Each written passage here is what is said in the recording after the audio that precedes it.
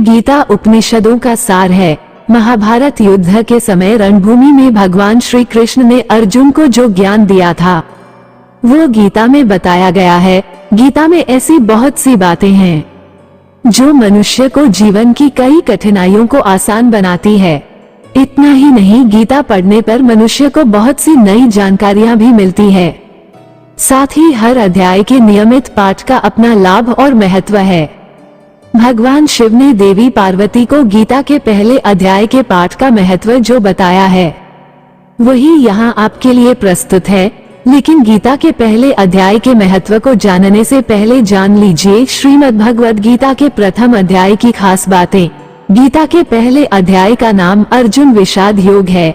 इस अध्याय में कुरुक्षेत्र के मैदान में उपस्थित बंधुओं और संबंधियों को सामने देखकर अर्जुन के मन में उठे विषाद और मनस्थिति का वर्णन किया गया है, जिसे संजय धृतराष्ट्र को बताते हैं। गीता प्रथम अध्याय का महत्व। एक समय पार्वती जी ने पूछा, महादेव जी, किस ज्ञान के बल पर संसार के सब लोग आपको शिव कहकर पूजते हैं? मृगछाला ओढ़े और अपने सभी अंगों में शमशान की विभूति लगाएं, गले में सर्प और नरमुंडों की माला पहने हुए हो, इनमें तो कोई भी पवित्र नहीं, फिर आप किस ज्ञान से पवित्र माने जाते हैं? तब महादेव ने उत्तर दिया कि हे प्रिय सुनो, मैं गीता ज्ञान को अपने हृदय में धारण करने से पवित्र माना जाता हूँ। इस ज्ञान से मुझे बाहर के कर्म नहीं व्यापते। तब पार्वती जी ने कहा कि हे भगवान, जिस गीता ज्ञान की आप ऐसी स्तुति करते हैं उसके श्रवण करने से कोई कृतार्थ भी हुआ है? महादेव ने उत्तर देते हुए कहा कि इस ज्ञान को सुनकर बहुत से जीव कृतार्थ हुए हैं और आगे भी होंगे। मैं तुम्हें एक पुरातन कथा कहता हूँ, तुम सुनो। एक समय पाताल लोक में शेषनाग की शैया पर श्री नारायण जी नैन मूंदकर आनंद में मग्न थे। उस वक्त भगवान के चरण दबाते हुए लक्ष्मी जी ने पूछा, हे प्रभु, निद्रा और आलस्य तो उन पुरुषों को व्यापता है जो जीव तामसी होते हैं, फिर आप तो तीनों गुणों से अतीत हो, आप तो वासुदेव हो, आप जो नेत्र मूंद रहे हो, इससे मुझको बड़ा आश्चर्य होता है। नारायण जी ने उत्तर देते हुए कहा, हे लक्ष्मी, मुझको निद्रा आलस्य नहीं व्यापता। एक शब्द रूप जो भगवद गीता है उसमें जो ज्ञान है उसके कई आकार रूप है। ये गीता शब्द रूप अवतार है। इस गीता में यह अंग है, 5 अध्याय मेरे मुख है, 10 अध्याय मेरी भुजा हैं, 16वां अध्याय मेरा हृदय और मन और मेरा उदर है, 17वां अध्याय मेरी जंघा है, 18वां अध्याय मेरे चरण हैं। गीता श्लोक ही मेरी नाड़ियां हैं और जो गीता के अक्षर है वो मेरा रोम है। ऐसा मेरा शब्द रूपी जो गीता ज्ञान है उसी के अर्थ में हृदय में विचार करता हूँ और बहुत आनंद प्राप्त करता हूँ।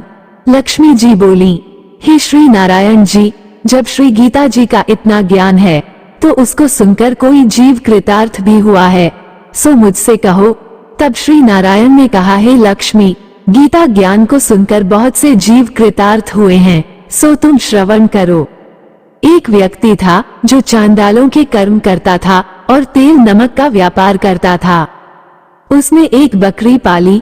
एक दिन वह बकरी चराने के लिए वन में गया और वृक्ष से पत्ते तोड़ने लगा। वहां उसे एक सांप ने दंश लिया जिससे वह तुरंत मर गया। मरने के बाद उसने बहुत से नरक भोगे और फिर उसका जन्म बैल के रूप में हुआ। उस बैल को एक भिक्षुक ने मोल लिया। वो भिक्षुक उस पर चढ़कर सारे दिन मांगता फिरे। जो कुछ भिक्षा मांग कर लाता वो उसे अपने परिवार के साथ मिलकर खाता और वो बैल सारी रात द्वार पर खड़ा रहता।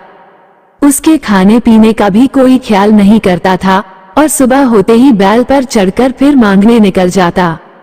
जब बहुत दिन हो गए तो वो बैल भूख से गिर गया, लेकिन उसके प्राण नहीं निकले।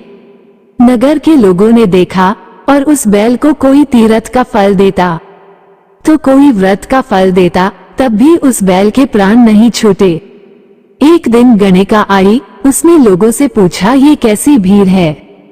तो उन्होंने कहा कि इसके प्राण नहीं निकलते, अनेक पुण्यों का फल दे रहे तो भी इसकी मुक्ति नहीं होती।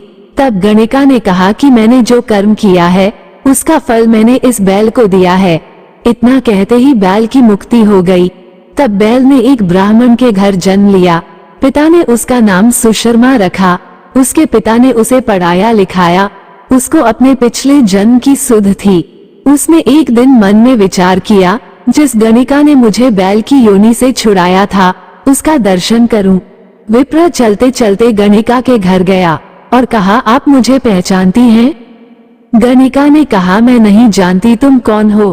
तब उसने कहा कि मैं वही बैल हूँ जिसको आपने अपने पुण्य दिए थे। तब मैं बैल की योनि से छूटा था, अब मैं विप्र के घर जन्म हूँ।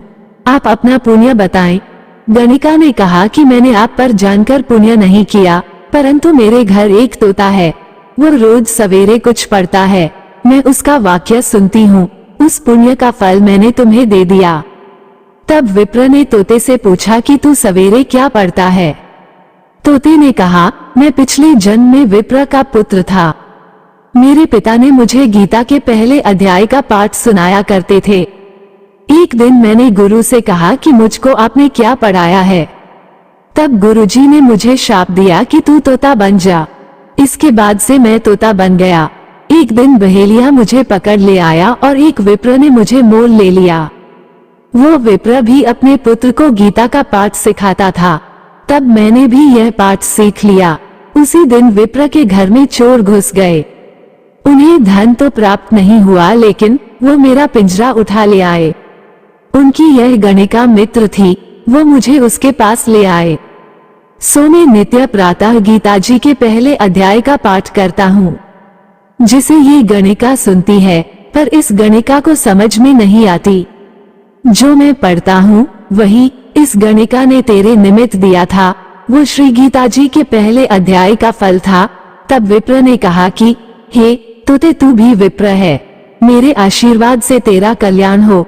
सो ही लक्ष्मी। विप्र के इतना कहते ही वह तोता भी मुक्ति को प्राप्त हो गया। तब गणिका ने बुरे कर्म छोड़ भले कर्म ग्रहण किए और नित्य स्नान करके श्री गीता जी के प्रथम अध्याय का पाठ करना शुरू कर दिया, जिससे उसकी भी मुक्ति हो गई। ऐसा है गीता के प्रथम अध्याय के पाठ का महत्व।